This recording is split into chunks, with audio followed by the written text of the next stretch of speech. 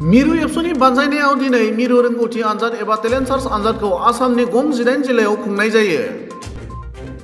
मिरु एबसुआ खुंनाय देग्लायनि बे आनजादाव बिटिआर आरो आसामनि 9 आरो 10 थाखोनि गासै 15,484 फरायसाफोरा जिरायदों होनना मिथिना मोनो। बेबादिनो सनितपुर जिल्लानि सिङाव गासै 1,480 फरायसाफोरा एबसुनि मिरु रोंगौथि आनजादाव जिरायदों। गुबुन फारसेथिं सनितपुर जिल्लानि साहा ढेकियाजुलिनि बातासिपुर मिलन गेजेर आरो गोजौ फरायसालिनि आनजाद मिरुआव दुलाराय बर' फरायसा आफादनि बुंथिगिरि अबित नार्जारि आरो मिरु एबसुनि बोसोनगिरि खुंख्रा सरगियारिया बाहागो लानानै खौरां बिजोङाव ओरैबादि बुङो। बर' फरायसा आफादा दुलाराय बर' फरायसा आफादनि जे मोनसे टेलेन्ट सार्च बेबायदि रोखोमसेयैनो फैबाय थानाय जानुवारि दानाव सेथि खेबनि थाखाय गिबि खुंजेननो थाखाय रेडि जादों। दा बेखायनो बे समाव सनितपुर जिल्लानि सिङाव थानाय साफ्रोमबो रायजो राजाजों लोगोसे बिमा बिफाखौ खावलायदों दुलाराय बर' फरायसा आफादनि जानानै जे सनितपुर जिल्ला दुलाराय बर' फरायसाफ्रा खुंजेननो लानाय नैबे एमइ सेक्सननि जे मोनसे टेलेन्ट सार्च बेयाव गावनि गथ'फोरखौ थुलुंगाखां होनाय एबसुनि जे मिसनाव जेन बयखौ बाहागो लायो बेनि थाखाय सनितपुर जिल्लानि सिङाव थानाय साफ्रोमबो बिमा बिफानिसिम आं बे समाव दुलाराय बर' फरायसा आफादनि जानानै खावलायहरदोंमोन। आरो गुन गोनां सोलोंथाइखौ बिथा खालामनानै थांनाय गोलाव समनिफ्रायनो टेलेन्ट सार्चखौ खुंबाय थानाय जादों। बियो देग्लाय बोसोराव 80 बोसोराव आगान होबाय। दा देग्लाय आसाम नाङैनो गं 18 जिल्लायाव दुलाराय बर' फरायसा आफादा बे आनजादखौ खुंगासिनो दङ। दायो बिनिनो 15,484 सा थाखो 9 आरो थाखो 10 नि फरायसाफ्रा दिनै आनजाद लिरगासिनो दङ। दा दुलाराय बर' फरायसा आफादा बे मिसनखौ जेब्लानिफ्राय लाबोदोंमोन दा बै मिसन लाबोनाय समाव जायखौ हास्थायनानै लाबोदोंमोन बिनिफ्राय 100 गुन बारा दुलाराय बर' फरायसा आफादा जाफुंसार जानो हादों।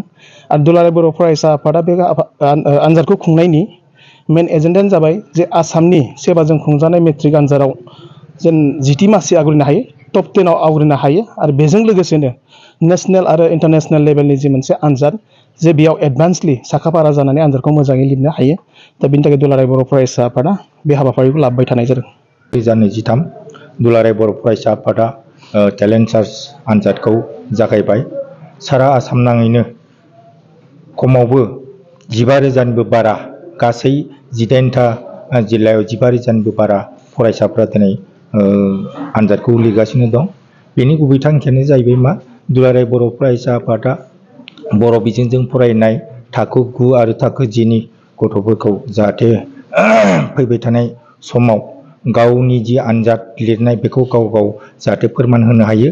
आरो गुबै थांखिया जाहैबाय मा दुलाराय बर' फरायसा आफादा मोनसे मिसन लानानै दोनदों जे गुन गोनां सोलोंथाइ आरो क्वालिटि इडुकेसननि थाखाय दिनै दुलाराय बर' फरायसा आफादा खामानि मावगासिनो दं। बेनिनो मोनसे नैबे टेलेन्ट सार्च आनजादाबो मोनसे बाहागो। बे टेलेन्ट सार्च एग्जामाव जाय फरायसाफ्रा सेथि नैथि थामथि जायगा आवग्रिनो हागोन बे जायगा आवग्रिनो हानाय फरायसाफोरनो जोङो दान बान्था महरै होनाय जागोन। दा ओरैनो दुलाराय बर' फरायसा आफादा मोनसे थांखि लानानै दोनदों जे सेथि जाय बान्था लानो हागोन बा सेथि जाय उथ्रिसारनो हागोन बेनो 20,000 रां, नैथिनो 15,000 रां आरो थामथिनो 10,000 रां होनाय जागोन होननानै दुलाराय बर' फरायसा आफादा बेखौ थांखि लानानै आजावनानै दोनदों।